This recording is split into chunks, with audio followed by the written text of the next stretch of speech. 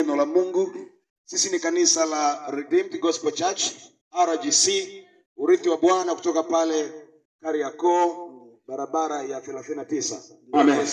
Amen. Tunamshukuru Mungu sana kwa ajili ya siku leo ambayo ametupa neema ya pekee na ya ajabu kuwepo katika barabara hii ya 18. Amen. Kwa mara ya kwanza Bwana ametupa neema ya kutembelea hapa. Amen. Hallelujah. Amen. Amen. Ujumbe wa siku leo Bwana aliyotupa unatoka kwenye kitabu cha Luka mtakatifu sura ya 15. Ndio. Nitasoma kuanzia mstari wa 11. Ndio. Anasema katika Luka mtakatifu 15 mstari wa 11. Akasema mtu mmoja alikuwa na wana wawili. Yule mdogo akamwambia babaye, "Baba, nipe sehemu ya mali inayoniangukia." Akawagawia vitu vyake. Hata baada ya siku nyingi yule mdogo akakusanya vyote, akasafiri kwenda nchi ya mbali, akatapanya mali zake huko kwa maisha ya uasherati. Alipokuwa amekwisha tumia vitu vyote, njaa kuu iliingia nchi ile. Yeye naye akaanza kuhitaji. Akaenda akashikamana na mwenyeji mmoja wa nchi ile, naye akampeleka shambani kwa mwenyeji mmoja, akampeleka shambani kwake kulisha nguruwe. Akawa akitamani kujishibisha kwa maganda waliokuwa wanakula nguruwe, wala hapana mtu aliyempa kitu. Apozingatia moyoni mwake alisema, "Ni watumishi wangapi wa baba yangu wanaokula chakula na kusasa, na mimi niko hapa ninakufa kwa njaa. Nitaondoka, nitakwenda kwa baba yangu na kumwambia, Baba, nimekosa juu ya mbingu nitaondoka, nitakwenda kwa baba yangu na kumwambia, Baba, nimekosa juu ya mbingu na mbele yako. Sistahili kuitwa mwana wako tena. Nifanye kama mmoja wa watumishi wako." Akaondoka akaenda kwa babaye. Alipokuwa angali mbali, baba yake alimuona, akamwonea huruma. Akaenda mbio, akamwangukia shingoni, akambusu sana. Yule mwana akamwambia, "Baba, nimekosa juu ya mbingu na mbele zako. Sistahili kuitwa mwana wako tena." Lakini baba alimwambia watumwa wake, "Leteni upesi vazi lililo bora, mkamvike, mtieni na pete kidoloni na viatu miguuni. Mleteni ndama yule aliyenona, mkamchinje, nasi tule na kufurahi. Kwa kuwa yule mwanangu aliyekuwa amekufa naye amefuka, aliyekuwa amepotea naye ameonekana." Wakaanza kushangilia. Hallelujah. Amina. Kwa hiyo leo tunajifunza kwa habari ya mwana mpotevu. Amen.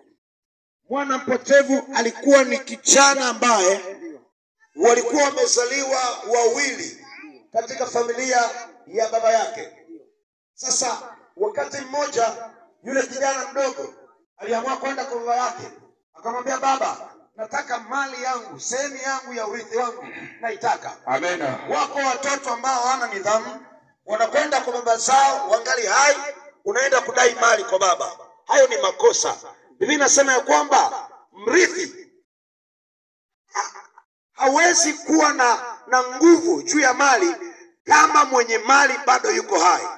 Kwa hiyo mrithi, wewe subiri neno la baba ili uweze kumiliki unachotaka. Kama uwezi, itabidi uende ukatafute vya kwako, lakini usigombane na baba eti unang'ang'ana akupe urithi. Kibiblia, ili iwe mali ya kwako, lazima yule baba wakati wake huo umekwisha na ameamua mwenyewe kukumilikisha, au la sivyo awe amekufa, basi vinakuwa halali, ni vya kwako. Haleluya. Amen. Usije ukasema shamba la baba yako unasema hili ni shamba langu wakati baba yuko hai. Ni makosa, sio utaratibu. Amen. Haleluya. Amina. Nashuhudia watu wengi wanagombana kwa sababu ya urithi. Huyu kijana alikosa nidhamu kwa baba yake. Baba yake alikuwa muda wa kumgawia urithi wake ulikuwa bado. Yeye akaenda akamwambia, "Baba, ninaomba urithi wangu." Baba akawa hana namna, akampatia sehemu ya mali. Amen. Kumbe yule kijana bado hajajengeka, hajawa na nidhamu kwa kiwango cha kutosha ili kusimamia mali vyema. Biblia inasema ya kwamba baada ya kuchukua ule urithi, akaenda nao kula starehe pamoja na wanawake na watu wabaya, akaenda kufanya uasherati, akaenda kufanya dhambi za zinaa pamoja na wanawake na makahaba, akamaliza mali yote. Amen. Bwana Yesu asifiwe. Amina. Sasa baada ya kumaliza mali, maisha yakampiga, yakamnyoosha, akapukutika kila kitu. Biblia inasema yule aliyekuwa na mali akaishia kwenda kula pamoja na nguruwe. Amina. Najua watu wa Mungu, sisi kweli katika Tanzania tunapitia hali ngumu ya umaskini sana, lakini nasema kitu kimoja, hatujafikia umasikini wa kula pumba, hatujafikia umasikini wa kula makapi anayokula nguruwe. Bwana asifiwe. Amina. Hata kama ni maskini, lakini hatujafikia hali hiyo. Sasa wewe jifikirie, yule ndugu alifikia hatua ya kula masazo pamoja na nguruwe. Manake hali yake ilikuwa ngumu mno. Haleluya. Amen. Sasa Biblia inasema ya kwamba kama kuna maamuzi mazuri ambayo kijana yule aliyachukua, alizingatia moyoni mwake, haya ndio maamuzi ya muhimu ambayo tunakuhubiria jioni leo. Angalau hata wewe ukiyafikia, utakuwa umefanya maamuzi sahihi katika maamuzi yako yote hapa duniani. Inawezekana ulifanya maamuzi ya kuoa, ni maamuzi sahihi, lakini si zaidi sana kama maamuzi utakayofanya leo. Inawezekana ulifanya maamuzi ya kujenga nyumba, lakini sio maamuzi sahihi. Maamuzi utakayochukua leo kwa Yesu maisha yako. Inawezekana ulinunua pikipiki, lakini sio maamuzi sahihi kama maamuzi ya kumpa Yesu maisha yako. Haleluya. Biblia inasema ya kwamba yule kijana akaamua kuzingatia katika moyo wake kwamba kuna watu wangapi wanaokula na kunywa nyumbani mwa baba yangu, tena wanakula na kubakiza chakula, mimi niko na kula na nguruwe, inakuaje? Akasema nitarudi kwa baba yangu, mwambie nimekosa mbele ya mbingu na mbele zako, Baba naomba nisamehe. Najua sistahili atakuwa mtumwa katika nyumba yako, lakini ninaomba Baba unisamehe. Haleluya. Mwana potevu ni nani? Mwana potevu ni wewe leo. Bwana Yesu asifiwe. Mwana potevu ni wewe leo. Kwa sababu gani wewe ni mwana potevu? Kwa sababu umeiacha njia ya Mungu, kwa sababu umekimbilia anasa za dunia, kwa sababu umekimbilia ulevi, kwa sababu umekimbilia kila namna ya mabaya. Umeamini uchawi, umeamini uganga wa kienyeji, umeamini maovu ya kila namna. Umewaendea waganga wafanye matambiko kwenye maisha yako. Umeacha kumtegemea Mungu, umeanza kufanya maovu. Umekubali dhambi zikuteke, umekubali uasherati kuteke, umekubali uzinzi kuteke, umekubali uongo kuteke, umekubali dhambi za kila namna zikuteke. Hivyo wewe umekuwa mwana potevu mbele za Mungu.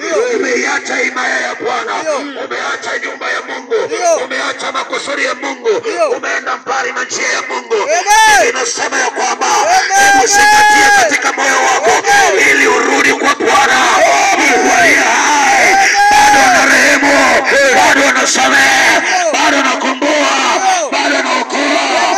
Ukirejea kwake atakusamehe, ukirejea kwake atakufutia dhambi zako. Inawezekana katika mabaya uliyowahi kuyafanya, umefanya mabaya mengi.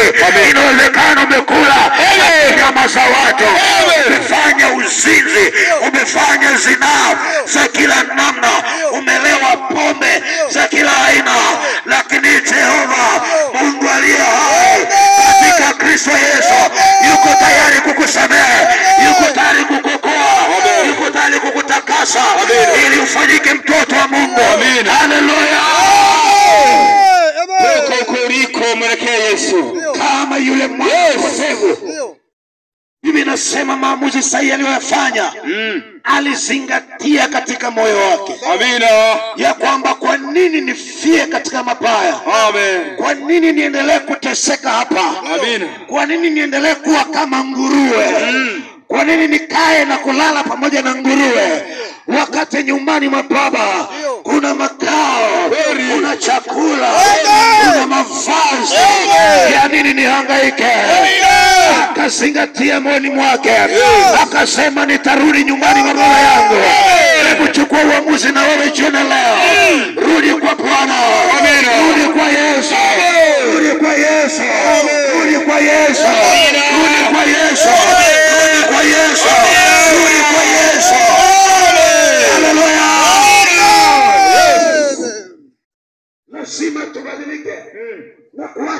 fursa ya kujifurahisha katika dhambi. Amen. Leo hii unafurahia ulevi wakati ni maangamizo ya roho yako.